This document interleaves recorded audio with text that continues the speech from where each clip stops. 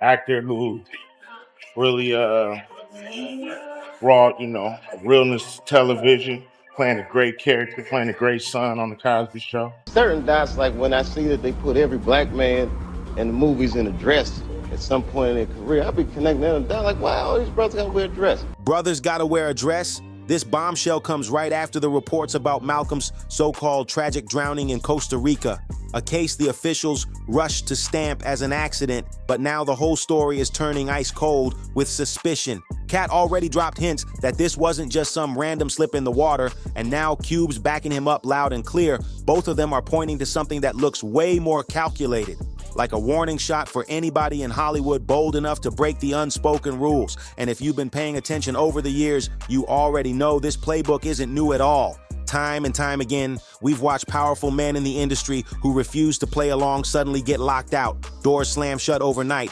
projects vanish into thin air, and their names get scrubbed quietly from big opportunities. Katt and Cube are basically saying Malcolm's fate lines up with that exact pattern. Not a coincidence, but a straight-up message. And if that's true, this whole story flips from heartbreaking to downright chilling. That means someone out there is making sure those so-called rules stay enforced by any means necessary. Katt's been screaming for years about the shadow players in Hollywood, the ones who force humiliating roles, clown act expectations, and initiation games on anybody who wants to rise. Now he's connecting those same dark forces directly to Malcolm's stalled career and even the circumstances that ended his life. So here's the million-dollar question. Was Malcolm actually punished for refusing to fold? Was his legacy quietly buried on purpose? And why are Ice Cube and Katt suddenly moving in sync, almost like they're reading from the same secret script? That kind of alignment feels massive, maybe too massive for Hollywood to brush off like nothing. Let's rewind to July 20th, 2025, what should have been a chill beach day in Costa Rica. Malcolm-Jamal Warner, actor, poet, activist, and devoted father, was in the water with his 8-year-old daughter when disaster struck. Out of nowhere, a violent rip current ripped through the shoreline, dragging both of them under. Surfers nearby didn't hesitate. They dove straight in and pulled his daughter to safety. But Malcolm, he never made it back. Officials rushed to label it an accident, but Katt, and now Cube, are saying that explanation just doesn't sit right. They're pointing at a much bigger picture, one where these so-called accidents always seem to find the wrong people at the wrong time, especially the ones who refuse to bow down in an industry that punishes rebellion with silence or worse. Despite nearly 20 minutes of nonstop CPR on the sand, all the desperate efforts weren't enough.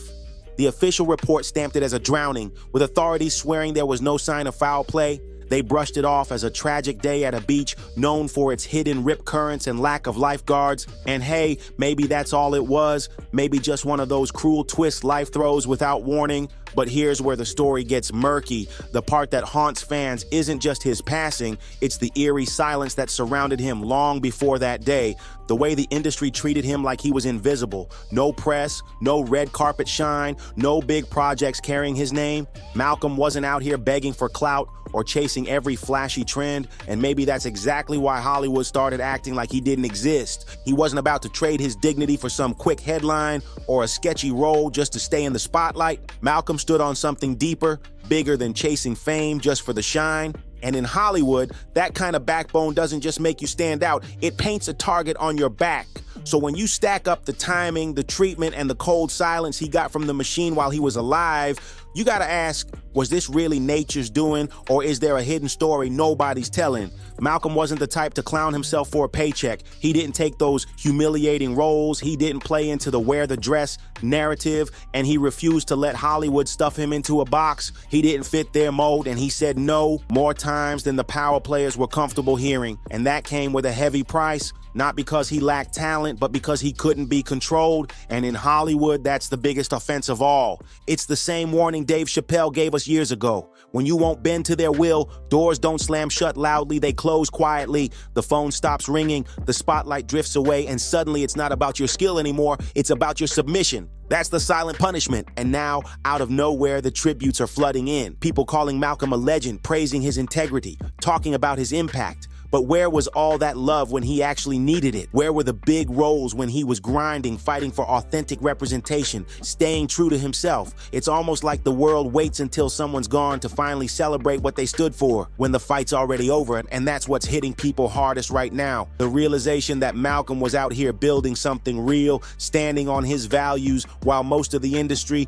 didn't have the guts to stand with him when it mattered. All this sudden love after the fact feels less like true respect and more like straight up damage control. That's exactly what Katt Williams has been shouting about for years. Hollywood only hands you flowers once they've already shoved you off the stage. And now here comes Ice Cube, someone who's usually silent on these kinds of claims, suddenly lining up right behind Katt's words. That alone has people sitting up, leaning in, and wondering if Katt wasn't ranting into the void after all. Maybe he was laying out receipts on a long-running pattern, and when you start connecting those dots, Malcolm's so-called accident looks like it fits the picture too perfectly. Go back and listen to Katt's old interviews. It's all there. The hints, the warnings, the side comments slipped in between punchlines.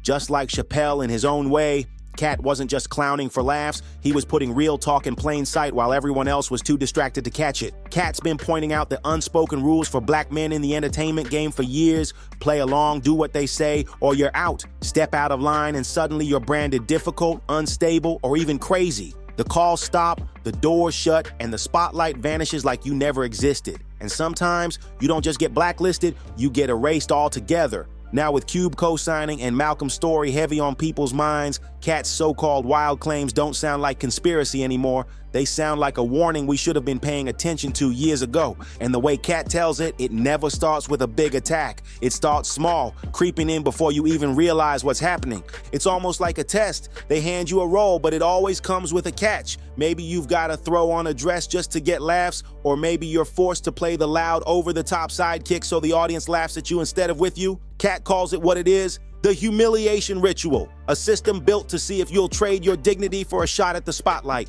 Now think about it. Did you ever once see Malcolm-Jamal Warner fold into that narrative? Nope. Same goes for Katt. Neither of them ever played the clown for Hollywood's approval. And that choice cost them dearly. They kept their self-respect intact, even when it meant walking away from golden opportunities that came with strings attached. And that's why both of them paid a price. For Katt, the punishment came fast. Suddenly he was branded difficult, unstable, and blackballed from stages that once begged to book him. For Malcolm, the punishment came slower, quieter, but just as ruthless. His visibility shrank, offers dried up, and the machine rolled forward without him like he'd never existed. Katt's point is crystal clear. The game is rigged. If you won't bend, they'll simply lock you out. And in an industry obsessed with control, refusing to play along might be the most dangerous move you can make. Malcolm didn't get slapped with the crazy label like Katt. Hollywood hit him with something colder: silence. His career went eerily quiet, his name disappearing from big-budget call sheets, not because he lost his gift, but because he refused to dance for an agenda he didn't believe in. What Katt is really exposing is a system designed to punish anyone who dares to resist. If you don't play by their script, they don't just erase you. They rewrite how the public sees you. They cut off your career lifeline, starve you of opportunities, twist your image into something forgettable. And then, once you're gone and can't speak for yourself, they flood the internet with fake love like you were Hollywood royalty all along. That's why people are circling back now, connecting the dots they missed before. Folks are realizing that everything Katt's been warning us about, the hidden forces, the silent punishments, the cold erasures, it's not just entertainment gossip.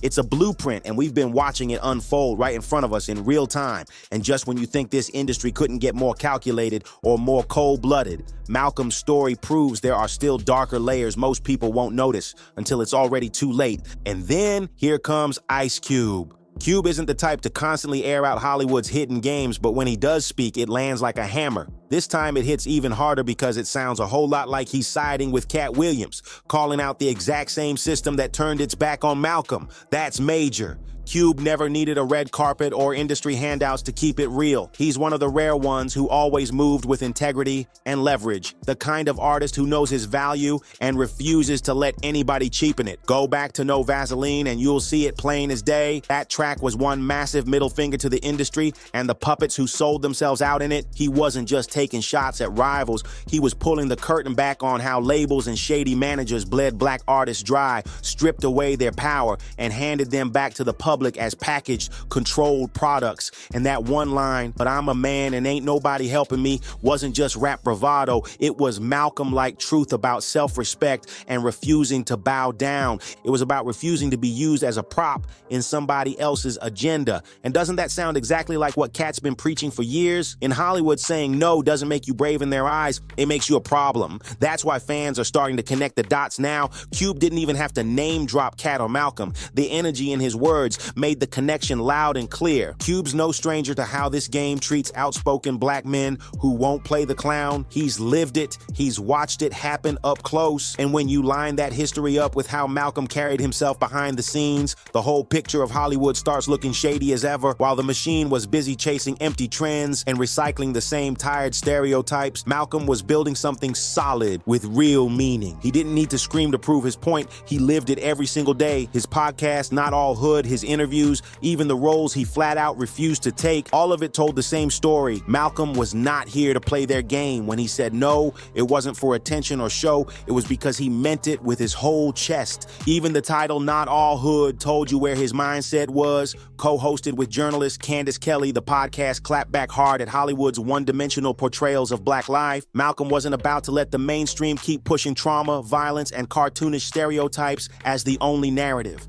He wanted the world to see the spectrum, the thinkers, innovators, artists, parents, educators. Every episode brought in voices that the industry conveniently ignored. These were the stories that deserved just as much spotlight as the sensationalized nonsense Hollywood loves to feed the public. That was Malcolm's quiet rebellion, refusing to let gatekeepers dictate what black life should look like on screen. And in an industry where saying yes to nonsense gets you rewarded, his no spoke louder than any script they tried to hand him. His refusal to play along made him a whole different kind of threat. Malcolm championed the voices that were really shifting culture from the ground up, the ones Hollywood rarely hands the mic to. And he didn't just stop at giving them a platform. He wrote op-eds, sat for interviews, and kept it raw about why he turned certain roles down. It didn't matter how polished the script looked. If it pushed lazy stereotypes, glamorized gang life, or leaned on broken family tropes, he walked away without hesitation. He wasn't about to feed a machine that kept painting black men as disposable,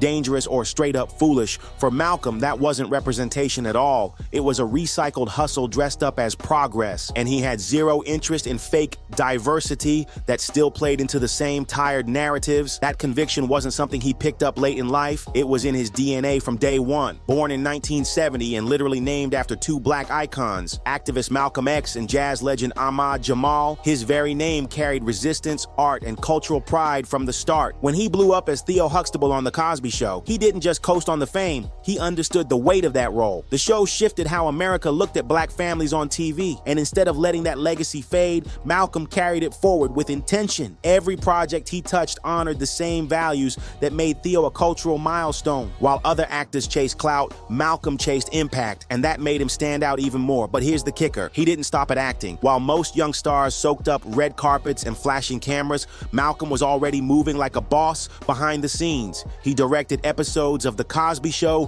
Fresh Prince of Bel-Air, and even produced educational projects like Sesame Street segments and AIDS awareness specials. That's the kind of work Hollywood rarely gives credit for, but it's what made Malcolm impossible to ignore. Malcolm wasn't just here to read lines. He wanted to control the narrative. He wanted to shape stories himself instead of being a pawn in somebody else's script. And when the industry kept trying to cram black men into the same tired boxes, gangbangers, clowns, disposable sidekicks, Malcolm stepped to the left and said no. He turned down roles other actors would have jumped at, even when the paycheck was tempting. Instead, he went for characters that shattered stereotypes. A compassionate youth counselor in Here and Now, a devoted husband in Read Between the Lines, roles with layers, intellect, and heart. No cheap laughs, no trauma exploitation, just authentic, fully rounded representation that Hollywood rarely bothered to show. And his artistry didn't stop at acting or directing. Malcolm poured his soul into spoken word poetry,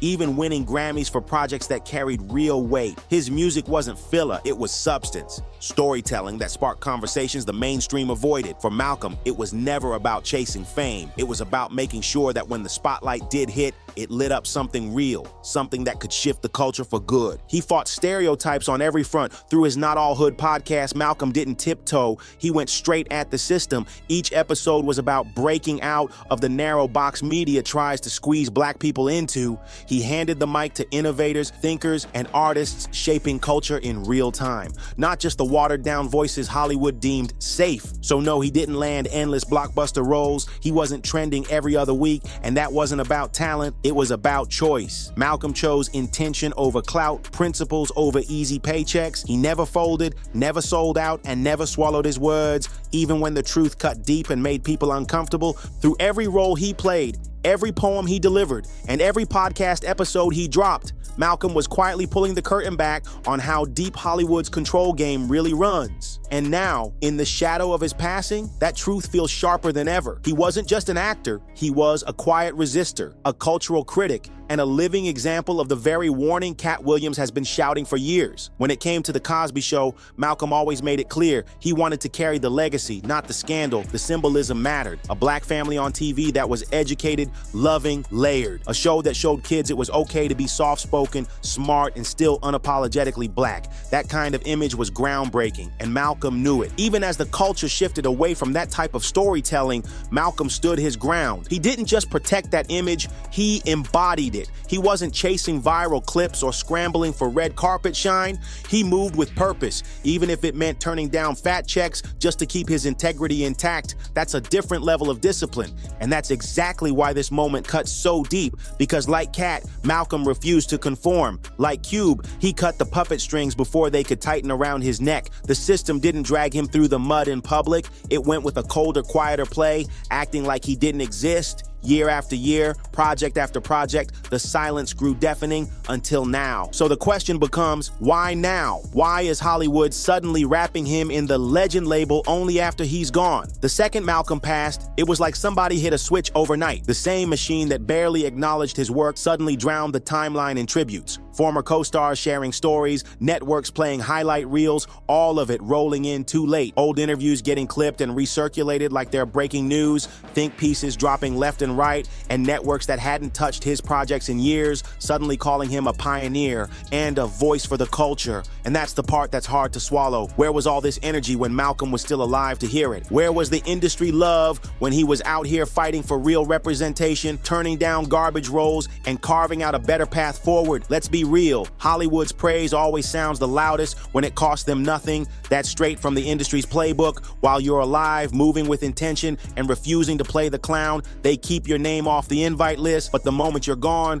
the cleanup crew works overtime, painting you as a legend, and Malcolm's case was no different. Almost instantly, timelines were flooded with Cosby Show throwbacks and old clips of him speaking with precision about black identity, representation, and healing. But here's what stings. When he was here, they weren't giving him those platforms. They weren't celebrating the man who chose dignity over dollars. They kept him muted, like his voice didn't fit the narrative they were comfortable pushing. This is where Katt Williams' words hit like prophecy. He's been warning for years. You're only celebrated once you're no longer a threat to the agenda. The industry doesn't hand flowers to black men who stand their ground while they're still here to smell them. They wait until you can't speak for yourself, and then they repackage your life's work, slap a bow on it, and sell it back to the public like they were in your corner all along. But let's not get it twisted. The hypocrisy is glaring, and fans are seeing it clear as day now. This sudden love fest isn't about honoring Malcolm's truth. It's about controlling the story, editing it down into something neat that fits their box, and making sure the real lessons he lived by don't inspire too many others to follow his footsteps. It's narrative management at its finest, and it makes you wonder how many others have been quietly erased just for choosing self-respect over submission. On paper, the official story sounds simple. Malcolm-Jamal Warner, caught in a strong rip current in Costa Rica, no lifeguards on duty, declared a tragic accident. End of story. But if you've been peeking into the comment sections and side conversations outside the mainstream, you already know people aren't buying that surface version so easily. Was this really just nature's twist of fate, or was it another case of the system tightening its grip on someone they couldn't bend? Katt Williams has been warning for years about this exact playbook. If you won't play the game, if you reject the humiliation rituals, the clown roles, the puppet strings, they don't just sideline you, they erase you. And once you're gone, that's when the machine dusts off your name, slaps a legend label on it, and sells your image like they rode for you the whole time. Malcolm wasn't chasing flashbulbs or fame, he was chasing truth. He stayed off red carpets, turned down dress-up gigs, and refused to twist his blackness into a marketable stereotype. And with every no he gave, the silence around him grew louder, until one day, all that was left was the cold official story. Now let's be clear, nobody's outright saying Hollywood took out Malcolm. There's no hard proof, no smoking gun, no confirmed setup. But what is making people sit up is the pattern. We've seen this cycle too many times. First they ignore you, then they erase you, and finally they rebrand you, while the public is left mourning a man they barely got to fully hear in the later years of his life. If this breakdown shook you, hit that like button, drop a comment with your thoughts, share this video to keep the conversation alive, and don't forget to subscribe so you never miss the next deep dive. Turn those notifications on, and I'll see you in the next one.